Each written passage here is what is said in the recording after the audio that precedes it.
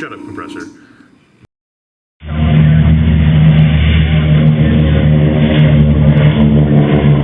Alright, so I'm getting really, really close to being able to finally close up this damn fuselage. I've got several things to do first, though.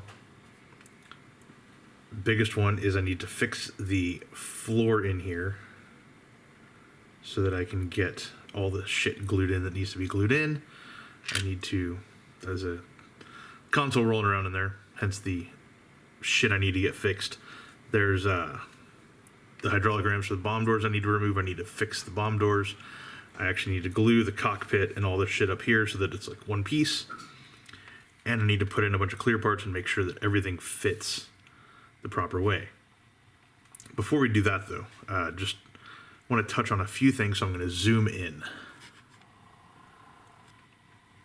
So one thing that's really annoying about this kit is the way that HK basically just expects you to install the guns as is before you do any sort of painting, anything like that. You can see here I've got the cheek guns that are fixed in place now. There's also the chin turret here, and it is its own special thing. It has guns inside of it, and what I have done, that'll be easier once I glue these things in properly. What I've done is I've glued a 1mm magnet onto the back of the actual machine gun barrel, and that lets me basically come in here and this will be a lot easier once everything is said and done. That lets me come in here and literally just drop these in.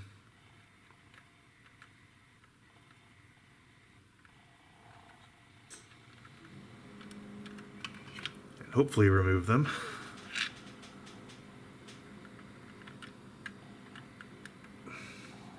There we go. As you can see, it pops out like that. Not the greatest, but it's better than the option of just gluing the damn thing in. And we'll explore what that looks like on the inside in just a minute. So on the ass end of things, I have done the same thing. Focus, you piece of shit.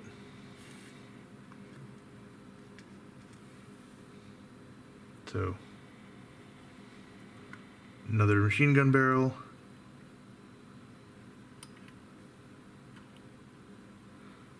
And just like so. And because it's a piece of roof flashing back there, just like a big square of it, I can come in here and sort of adjust this to whatever angle I want to.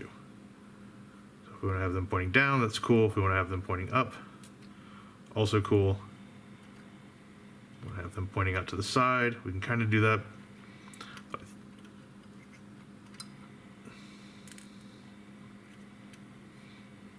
And they'll slide out normally once the cooling jackets are actually glued to them.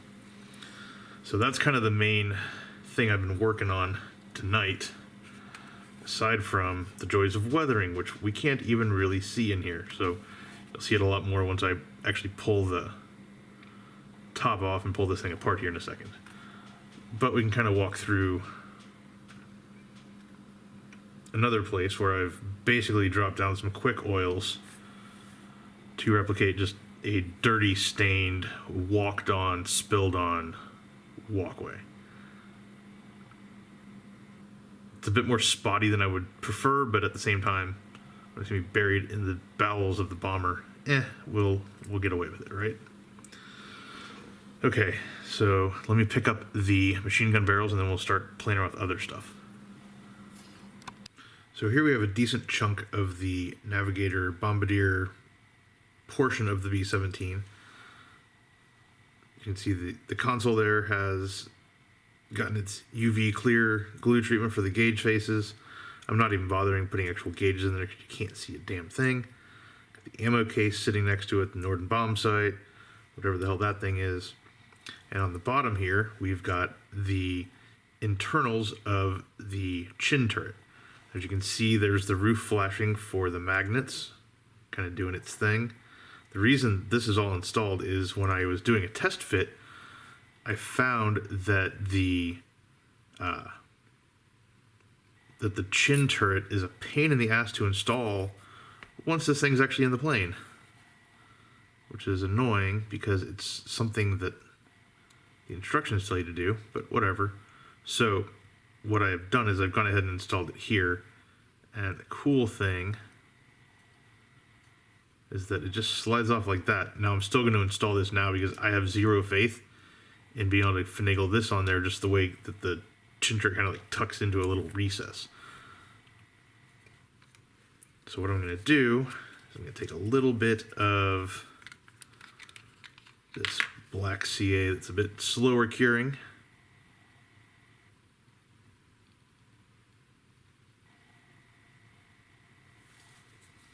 Okay, so that has been glued in place. As you can see, maybe underneath the seat there's that little circle. That's the post coming up from the sort of center cradle of the chin turret. That's what holds it in place. So if I want to, I can still yank it out, but honestly, it seems kind of silly and pointless to try to do that. But what freaked me out here was this black CA deciding that it wanted to get, get all bleedy into the shell ejection area, which is not cool. So, just trying to keep an eye on that. So, as Winston Churchill famously said, this is not the beginning of the end, but it is perhaps the end of the beginning. And with that, we are just about ready to close up the fuselage of this fun guy, the HK B-17G in 1/48 scale. So before I commit the Tamiya Extra Thin to locking this thing together forever, let's go ahead and review where we're at. Now, I can't really show you the nose and the detail in there because of, come on, focus, you piece of garbage. Because if I tilt it up, it will be way too close to the camera won't focus, all those good things. But it's all in there, and once you put the glass nose on it, you can't see any of it. All you see are reflections from the glass nose of all the lights in the vicinity. So rest assured, it is in there. The waist guns, the cheek guns are in there. The desk is in there. You can kind of see it hanging out back there. The Norden bomb sight, seats, all that stuff. Got the chin turret underneath. It rotates, which is pretty nifty. Moving up here, we've got the upper deck, which could be a better fit, but I'll be cleaning that up, I'm sure. All the hard work in the cockpit, most of it is invisible. You can't really see it. You can see some of the center console. Depending on the angles you hold it at, you might be able to glimpse the instrument panel a little tiny bit. Those O2 tanks that got all that masking effort will be barely glimpsable at certain angles through the windscreen, but once you have the dorsal turret locked in on top there, that's going to cut a lot of the light that manages to get back there, so you won't see probably a damn thing. Radio compartment back here, again, won't see much. I am openly questioning whether or not the Edward set for that compartment was worth it because of how invisible almost everything is. Moving along, we've got the waist windows, which basically the way that they reflect light destroy almost any visibility back here at all. Like with my eyes, I can see the part that is the wood plank that runs across, but you can't see any detail in there at all.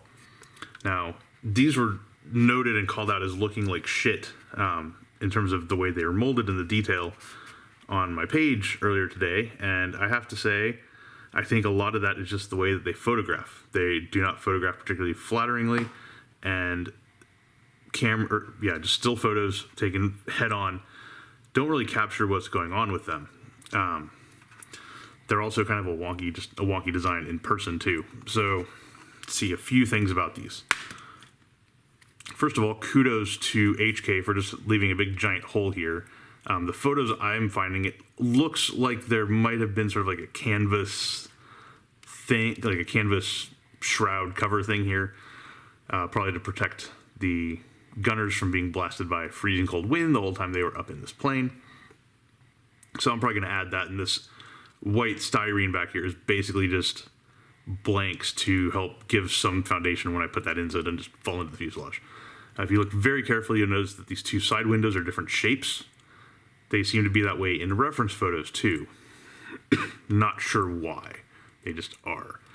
And this window here, the reason it's got this weird angle thing is if you look at it, it's actually angling sort of slightly back from the aircraft, which is where a way it's going to be focused. They wouldn't be necessarily focused over the wing over here so much as sort of covering maybe like the wing and all the way back. And so I'm going to guess this was for some sort of optical clarity purposes. Maybe, having looked at closer photos of these things, they look pretty janky. And so maybe it's kind of like like the soft top on a Jeep where it has the really shitty sort of clear vinyl windows and they have to be flat because if they're not, things distort very easily. So that's my headcanon for what's going on there. Back here, tail gunner station, everything's fine. You can't even see the guns. You won't be able to see a damn thing once you put the actual glass on there. And that's pretty much the back of the plane. On the underside, I am working my way through the bomb bay. It's really tough to get this to align with the two fuselage halves and all that good stuff, but we're getting there. So that will happen. And I also figure that these things were bashed together pretty quickly, and the bomb bay doors probably didn't always close exactly perfectly. I'm sure there was air leakage and things like that going on with them. So, I'm not going to stress it too much. Fun problem areas and interesting solves that had to go on to get to this point that I haven't filmed yet. So let's start back here with the waist gun again. Now with these, you have another encounter with HK's who gives two shits approach to installing the guns. Specifically, you have a gun back here that you can barely see right there, right? And you've got this little column-looking doohickey. These are separate parts. Basically, what you're supposed to do is stick a machine gun barrel through this thing and into the gun and then glue it all. Which means you have a gun sticking out the entire time that you're building the damn plane. And we've already got two of those up in the cheek, and I really don't want to add more if I don't have to. So instead what I did is I took a piece of 1mm tubing, this guy right here actually, you can see the plastic detritus on it. Basically threaded these two pieces together on it, shoved them really close together, hit them with Tamiya extra thin, gave it a few minutes setup, pulled this guy out, then I just let them dry basically overnight. Came back with a 1mm drill bit, drilled them out, and stuck the guns in. And so now I don't have a gun barrel near me, so let's see. This thing will have to do. So then basically you come in here and, oh look, we've got a gun barrel. Cool. And it goes it goes about that far back. So that's pretty much all there is to it. And that will let me put the gun barrels in at the end of the build as opposed to right freaking now. Moving on to the upper deck. This sad sack of a windscreen. So the windscreen actually installed fine.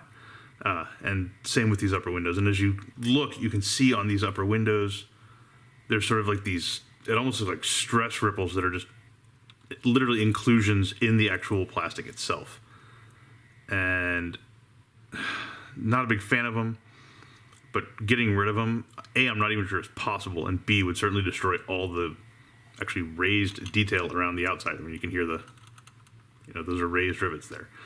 So they're just going to live that way, which I'm not a big fan of. This moonroof thing back here has it too. You can see right there as it goes across those little ripples. The nose, which is not attached, also has them very prominently right up here. Great. The windscreen. So we've got three things going on here. First, there's this weird scratch that I have no idea where it came from. It's just there. I've got a oops with the Tamiya extra thin right here that I need to patch up or something at some point. And then on the windscreen, you can see it from like that angle right there. Another one of these little inclusion things here that's like literally embedded in the plastic itself. And at this point, I'm just not willing to fight it. it is what it is. It only really shows up from certain angles, and I'm thinking that once color gets on this and there's more going on, it just won't be all that noticeable. But disappointing nonetheless. I've also got on this side, as you can kind of see when looking down from above, much more than on this side, there's like a little tiny gap that I need to deal with back here. So I'm going to use probably some perfect plastic putty or some sort of water wipeable shit to sort of fill that in a little bit more. I don't know if that was my sanding getting the better of me or the part is just not quite right, but it's literally the only fit issue I've had with clear parts so far.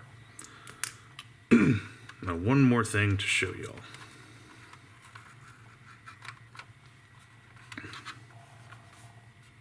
Set this guy down. Oh yeah, and if you want to see the final weathering inside, here you go. This is literally the last time it will be visible to human eyes. So, that's that. Yay! Exciting, right? So, the way that HK would do it is have you install another one of these little column-shaped doohickeys, a taller one, which is awesome because they don't really call it out very well in the instructions that it's specifically taller, and they all look like the same part on the trees. Guess you had to remove one from one thing and put it on another thing. Anyway, there's another one of these little column doohickeys that is supposed to go right here. And basically they want you, there's like I cut it off, it's long gone, but there's like a little tiny nubbin right here. Just a little dimple. It almost looks like a raised rivet. And they would have you install one of these donut doohickeys on this at a certain angle that it would point out through the radio roof. That just seemed ridiculously silly. So instead of doing that, I glued the gun directly to the clear part because fuck that noise. So there it is, mounted, everything's happy, yay, cool. And that way we don't have to worry about aligning all this bullshit back here. It just does what it does. So with that, it's time to start gluing things together. Well, despite my most fervent hopes to try to film this live, it was not a good idea. There was a lot of grip strength and waiting for stuff to cure up a bit and things like that. But the fuselage is together finally. So, zoom out so you can see more of it. Now, while everything does fit together, I will not say that it fit together particularly cleanly. There is a lot of force needed to hold things together, which is problematic and led to, let's see, so back here by the tail wheel bay, there will definitely need to be some filling going on along this seam. You can see I've already started poking out the rivets to try to preserve them as best I can with sanding that's going to happen. Kind of all along this line here is going to need some work. Bombay, I'm not the happiest with, but honestly not sure of a better way to approach this. Yeah, that's a frustrating one. Up front, this took crazy grip strength. I think I've actually got a really good join here, but I have basically had to hold it for a good 10 minutes. My hand started cramping on me. And then this section right here behind the nose turret, or behind the chin turret, I used some CA to basically lock it in place. Because this proved to be, of all things, sort of the linchpin of getting a good fit in here. So once I had this locked in, I was good to go. The upper deck, I got some splitting along here, which is frustrating because once this goes in and fits pretty well, this just does what it does. So I'll probably be going in there to fill a little bit. Gonna wait to put in the Astrodome here. Some of these clear parts, I'm also waiting just a little bit. I need to investigate if I need to do any sort of frame painting right in there, which will be a pain in the ass if I have to. But like I've already got the side windows in over here in the nose. They fit, so far, like all the other clear parts, they fit extremely well. Again, some frustrations with these parts and not having any sort of framing. But, you know, we'll get around it. I think these back here do. Now, the last interesting fit area is the upper deck. Not the best fit, I will say. I got it in, I got it together, but there will have to be some filling back here. You can see I've already shoved some styrene sheet in there to fill the worst gap. overall, the rest of it is pretty decent. I think some light sanding will probably fix the worst of it. So that is that. I do want to go ahead and install the nose pretty soon, but I want to get essentially any sort of cleanup that I have to do up front here dealt with before I commit to gluing that damn thing on. I also need to see if I need to paint this lip here silver before I glue it down, because that is a going concern. Now, I believe, where did it go? So various mask sets have